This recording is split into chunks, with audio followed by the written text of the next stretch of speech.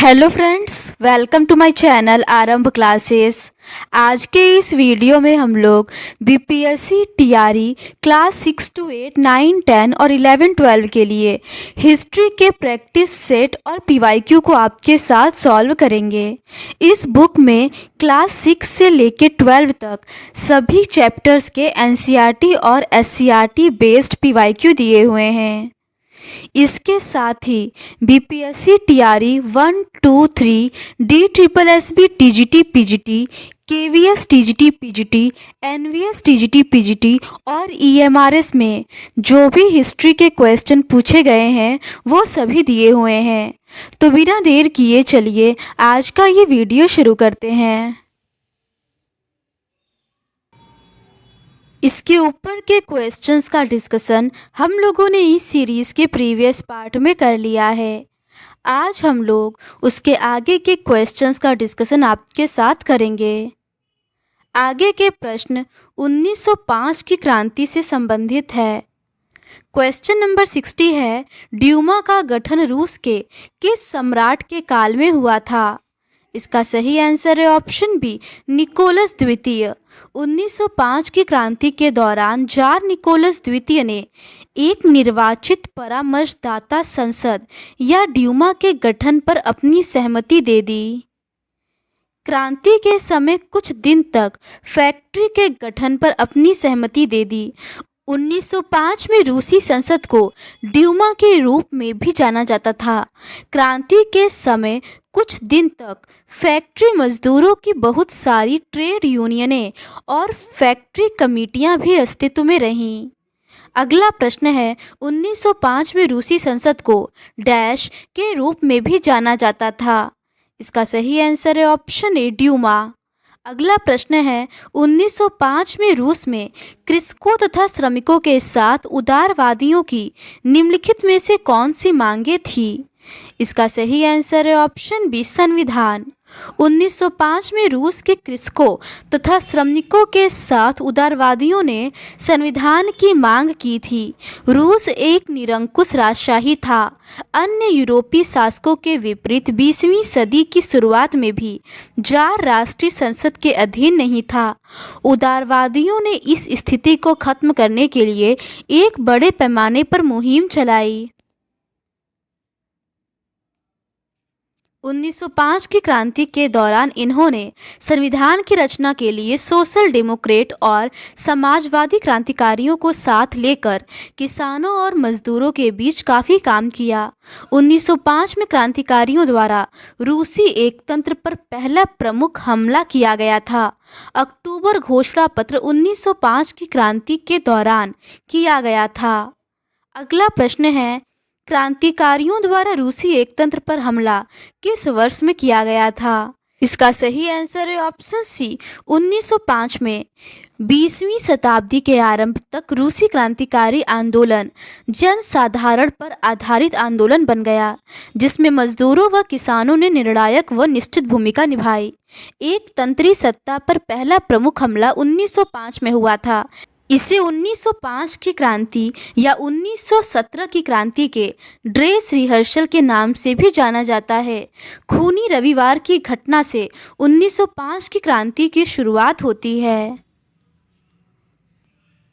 अगला प्रश्न है, अक्टूबर घोषणा पत्र किस क्रांति में जारी किया गया था?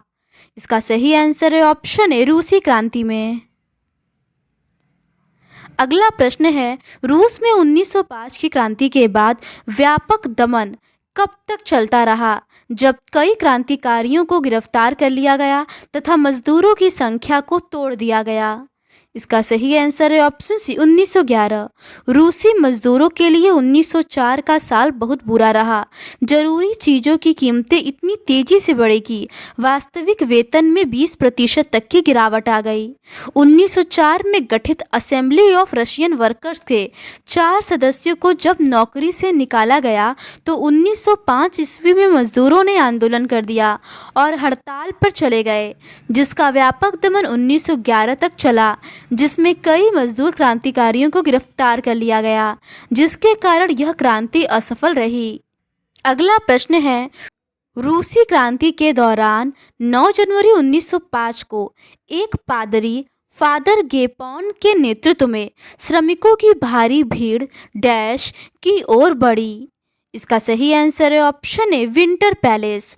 रूसी क्रांति के दौरान जनवरी 1905 को एक पादरी फादर गेयॉन या गेपॉन के नेतृत्व में श्रमिकों का एक जुलूस विंटर पैलेस या जार का महल के सामने पहुंचा तो पुलिस और कोसेक्स दल ने मजदूरों पर हमला कर दिया। इस घटना में 100 से ज़्यादा मजदूर मारे गए तथा लगभग 300 घायल हुए। इतिहास में इस घटना को खूनी रविवार के नाम से जाना जाता है। 1905 की क्रांति की शुरुआत इसी घटना से हुई थी तथा रूस में हड़तालें होने लगीं। इसी दौरान जार निकोलस द्वितीय ने एक निर्वाचित परामर्शदाता संसद या ड्यूमा के गठन पर अपनी सहमति दे दी। अगला प्रश्न है 1905 की क्रांति को 1917 की क्रांति के लिए डैश के रूप में भी जाना जाता है। इसका सही आंसर है ऑप्शन सी ड्रेस रिहर्सल। दिसंबर 1905 को रूस में प्रथम क्रांति हुई थी जिसने 1917 में प्रारंभ होने वाली क्रांति की भूमिका तैयार किया था, जिसके अधीन राजशाही शासन समाप्त हो गया और जार निकोलस को मार दिया गया। लेनिन ने 1905 की क्रांति को द ग्रेट ड्रेस रिहर्सल कहा था। आगे वे कहते हैं कि इसके बिना 1917 की क्रांति संभव नहीं थी, इसीलिए 1905 की क्रांति को ड्रेस रिहर्सल के रूप में भी जाना जाता है। अगला प्रश्न है रूसी मजदूर वर्ग का आंदोलन डैश के खिलाफ था। पहला है एक तंत्र, दूसरा है कट्टर लोकतंत्र। इसका सही आंसर है ऑप्शन डी केवल एक तंत्र। रूस में 19वीं सदी के अंत और 20वीं सदी के आरंभ में 3 राजनीतिक पार्टियां लगभग एक साथ स्थापित हुई। यह देश के बढ़ते हुए असंतोष का एकमात्र प्रमाण था। 1905 ईस्वी की क्रांति से श्रमिक वर्गों में एक तंत्र के प्रति असंतोष काफ़ी बढ़ गया था। यह मजदूर आंदोलन शासन तंत्र के खिलाफ था।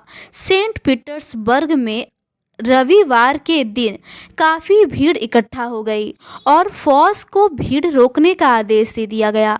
गोलियां चली और सैकड़ों लोग मारे गए। अगला प्रश्न है रासपुतीन डैश के सलाहकार थे। इसका सही आंसर है ऑप्शन डी जार निकोलस द्वितीय के। रासपुतीन जार निकोलस द्वितीय के सलाहकार थे। जार निकोलस द्वितीय पर अपनी पत्नी जारीना अलेक्सांद्रा का काफ़ी प्रभाव था। जरीना अलेक्सांद्रा के जर्मन मूल का होने और उसके घटिया सलाहकारों खास तौर से रासपुतीन नामक एक सन्यासी ने राजशाही को और अलोकप्रिय बना दिया। अगला प्रश्न है उस संगठन का नाम बताइए जिसने आर्कड्यूक फ्रांसिस फर्डिनेंड की हत्या कर दी थी। इसका सही आंसर है ऑप्शन डी ब्लैक हैंड।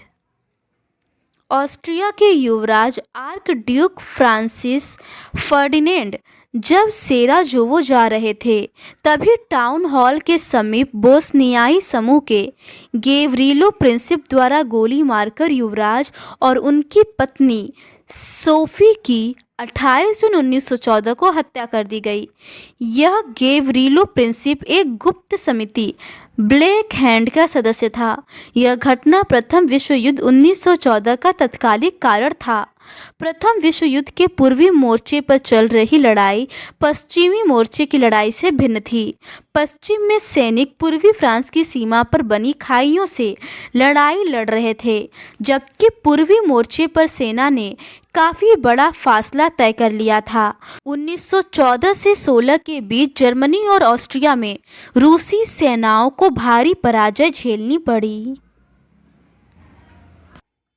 अगला प्रश्न है आर्कड्यूक फ्रांस फर्डिनेंड कब मारा गया था। इसका सही आंसर है ऑप्शन ए 28 जून 1914 को। अगला प्रश्न है ऑस्ट्रिया हंगरी साम्राज्य के उत्तराधिकारी आर्कड्यूक फ्रांसिस फर्डिनेंड की डैश द्वारा हत्या कर दी गई थी। इसका सही आंसर है ऑप्शन सी बोस्नियाई समूह। अगला प्रश्न है, विश्व युद्ध प्रथम किस वर्ष शुरू हुआ था? इसका सही आंसर है ऑप्शन सी 1914 में। प्रथम विश्व युद्ध की शुरुआत 1914 में दो यूरोपीय गठबंधनों के बीच छिड़ गया था। एक खेमे में जर्मनी, ऑस्ट्रिया और तुर्की थे, तो दूसरी खेमे में फ्रांस, ब्रिटेन व रूस थे। प्रारंभ में यह युद्ध यूरोप तक ही सीमित था। इन सभी देशों के पास विशाल वैश्विक साम्राज्य थे, इसीलिए यूरोप के साथ साथ यह युद्ध यूरोप के बाहर भी फैल गया था। इसी युद्ध को पहला विश्व युद्ध कहा जाता है। 6 अप्रैल 1917 में संयुक्त राज्य अमेरिका ने मित्र राष्ट्रों के समर्थन में प्रथम विश्व युद्ध में हस्तक्षेप किया। अमेरिका के हस्तक्षेप का कारण जर्मनी पनडुब्बी द्वारा अमेरिकी जहाज पर हमला किया जाना था। प्रथम विश्व युद्ध 1918 को समाप्त हो गया। अगला प्रश्न है, प्रथम विश्व युद्ध कब लड़ा गया?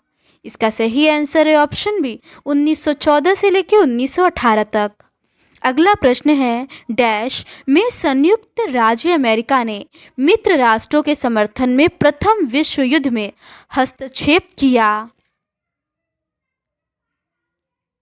इसका सही आंसर है ऑप्शन डी अप्रैल 1917 में। अगला प्रश्न है, शुरुआत में प्रथम विश्व युद्ध डैश तक ही सीमित था? इसका सही आंसर है ऑप्शन डी यूरोप तक। अगला प्रश्न है, संयुक्त राज्य अमेरिका ने प्रथम विश्व युद्ध में क्यों प्रवेश किया? इसका सही आंसर है ऑप्शन सी जर्मन पनडुब्बी ने अमेरिकी जहाज पर हमला किया था। अगला प्रश्न है, प्रथम विश्व युद्ध में इटली की कार्यवाही मुख्यतः किसके विरुद्ध थी? इसका सही आंसर है ऑप्शन सी ऑस्ट्रिया हंगरी के। 1914 में दो यूरोपीय गठबंधनों के बीच युद्ध छिड़ गया। एक खेमे में जर्मनी, ऑस्ट्रिया और तुर्की थे, तो दूसरे खेमे में फ्रांस, ब्रिटेन व रूस थे। इटली की कार्यवाही मुख्यतः ऑस्ट्रिया हंगरी के विरुद्ध थी। अगला प्रश्न है, प्रथम विश्व युद्ध के प्रारंभिक चरण के संबंध में निम्नलिखित में से कौन सा कथन असत्य है? इसका सही आंसर है ऑप्शन ए जर्मनी का बेल्जियम पर आक्रमण ने फ्रांस की तटस्थता का अंत कर दिया। ये कथन गलत दिया हुआ है। प्रथम विश्व युद्ध का आरंभ सेराजोवो हत्याकांड के बाद 1914 में हुआ।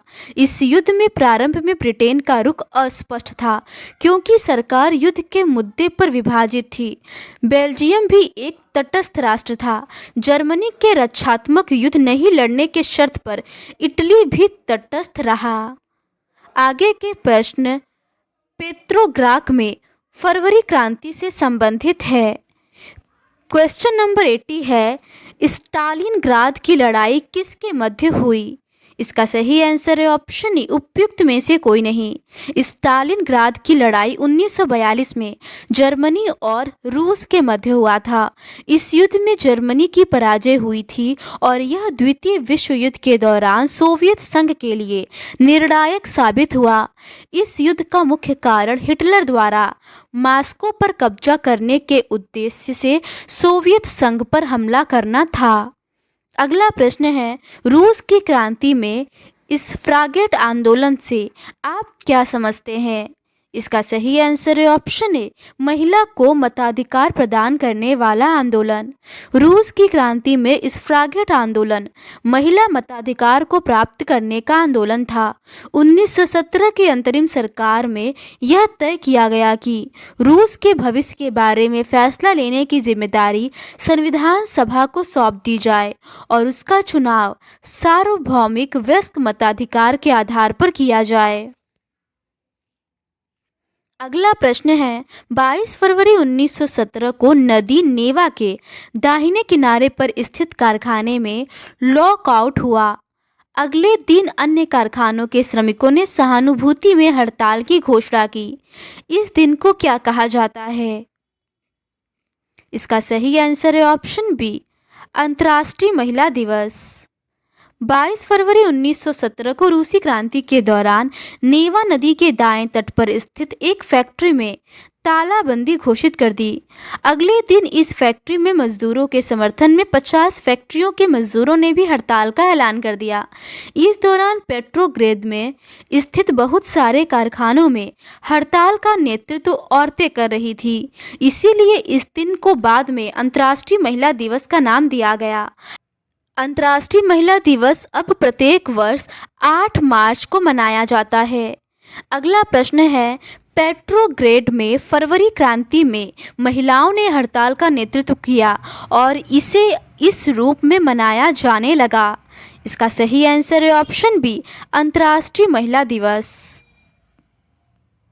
अगला प्रश्न है, रूसी क्रांति के दौरान मजदूरों के प्रतिनिधियों की एक परिषद को डैश के रूप में भी नामित किया गया था। इसका सही आंसर है ऑप्शन सी, सोवियत।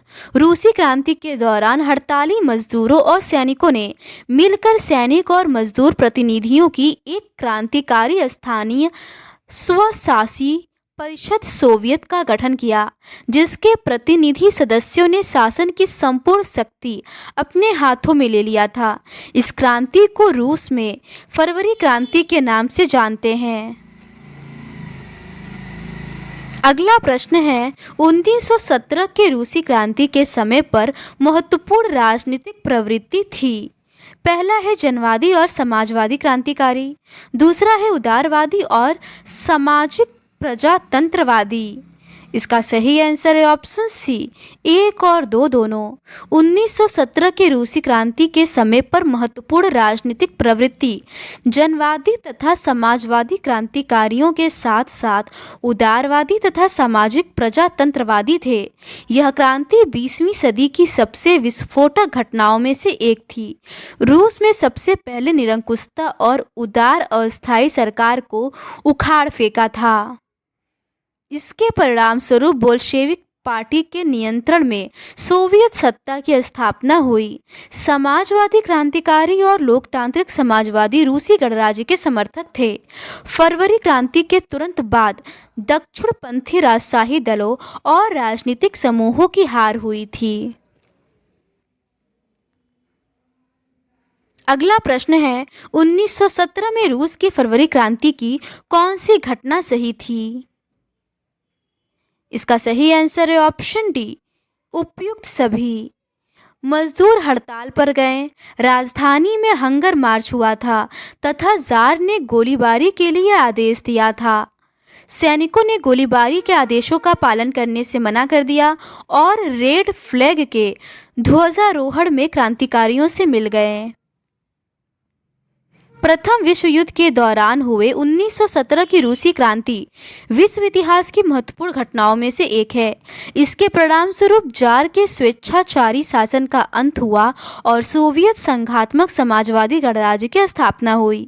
फरवरी क्रांति रूस में हुई 2 क्रांतियों में प्रथम थी, जब राजशाही के साथ लंबे समय से असंतोष के कारण फरवरी 1917 में खाद्य सामग्री के विरोध के कारण लोगों को गुस्सा फूटा। मजदूर हड़ताल पर चले गए, राजधानी में हंगर मार्च हुआ, सैनिकों ने गोलीबारी के आदेश को मना कर दिया और क्रांतिकारियों के साथ जाके मिल गए। अगला प्रश्न है, किस युद्ध के दौरान में रूसी क्रांति घटित हुई? इसका सही आंसर है ऑप्शन डी, द्वितीय विश्व युद्ध। अगला प्रश्न है, रूस की फरवरी क्रांति के परिणाम स्वरूप डैश हुआ था। पहला है एक तंत्र सुदृढ़, दूसरा है अस्थायी सरकार का गठन। इसका सही आंसर है ऑप्शन ए, केवल 2, अस्थायी सरकार का गठन।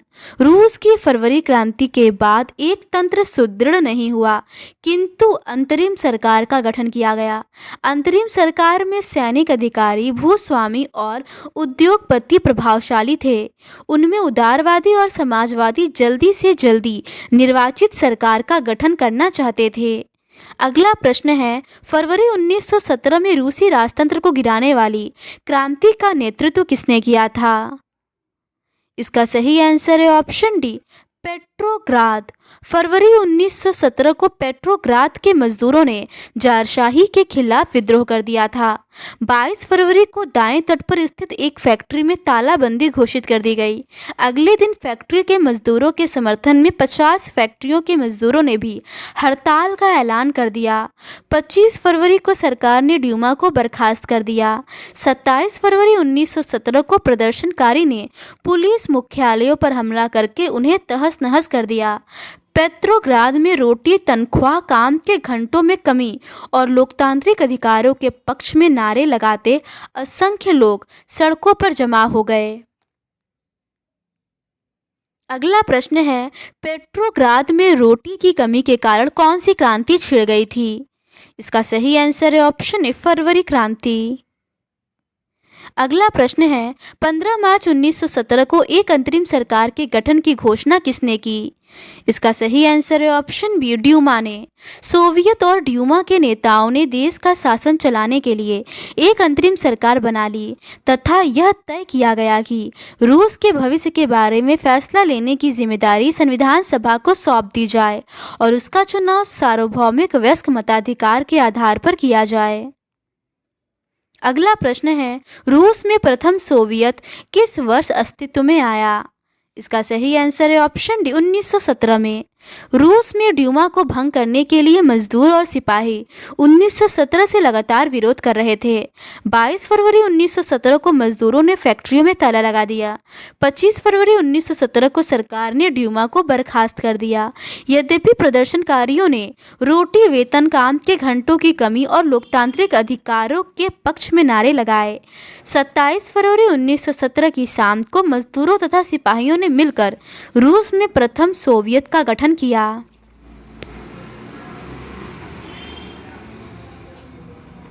अगला प्रश्न है, 1917 में लेनिन फिनलैंड से रूस पहुंचे और उन्होंने अपना डैश जारी किया जिसमें उन्होंने सोवियत संघ को सारी शक्ति का नारा दिया। इसका सही आंसर है option B, April thesis.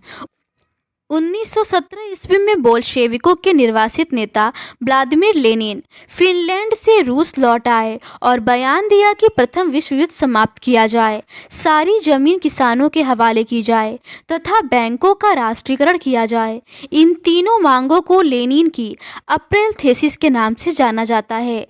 Lenin ने यह भी सुझाव दिया कि अब अपने रेडिकल उद्देश्यों को स्पष्ट करने के लिए बोल्शेविक पार्टी का नाम कम्युनिस्ट पार्टी रख दिया जाए। लेनिन की एक अन्य पुस्तक the development of capitalism in Asia 1899 में प्रकाशित हुई थी। इन्होंने लेटर्स फ्रॉम अ फार मार्च 1917 में स्विट्जरलैंड में लिखा था। अगला प्रश्न है, लेनिन के द्वारा मांगी गई मांग जो अप्रैल थीसिस कहलाती है क्या है? इसका सही आंसर है ऑप्शन डी, उपर्युक्त में से एक से अधिक।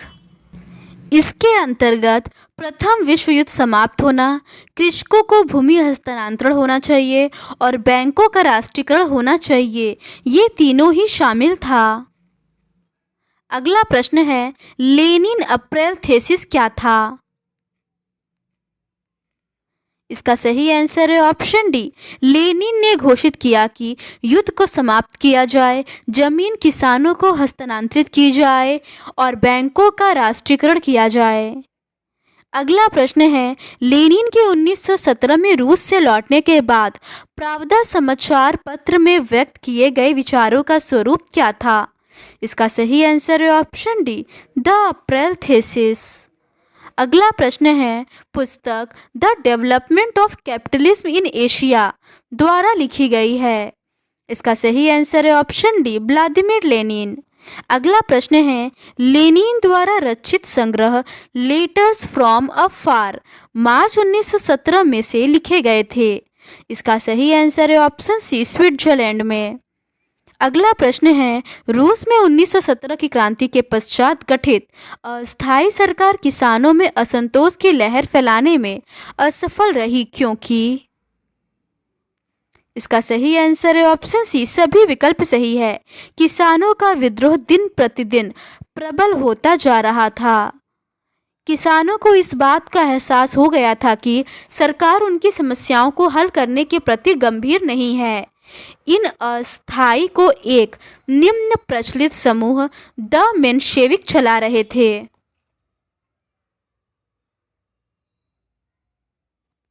रूस में 1917 की क्रांति के पश्चात गठित अस्थायी सरकार किसानों में असंतोष की लहर फैलाने में असफल रही, क्योंकि किसानों को इस बात का एहसास हो गया था कि सरकार उनकी समस्याओं को हल करने के प्रति गंभीर नहीं है। इसके अलावा इस अस्थायी सरकार को मेंशेविक चला रहे थे। तो आज के इस वीडियो में बस इतना ही। अक्टूबर क्रांति 1917 से रिलेटेड क्वेश्चंस का डिस्कशन हम लोग इस सीरीज़ के नेक्स्ट पार्ट में करेंगे। अगर आपको ये सीरीज़ पसंद आती है तो please do subscribe to my channel and like this video. Thank you.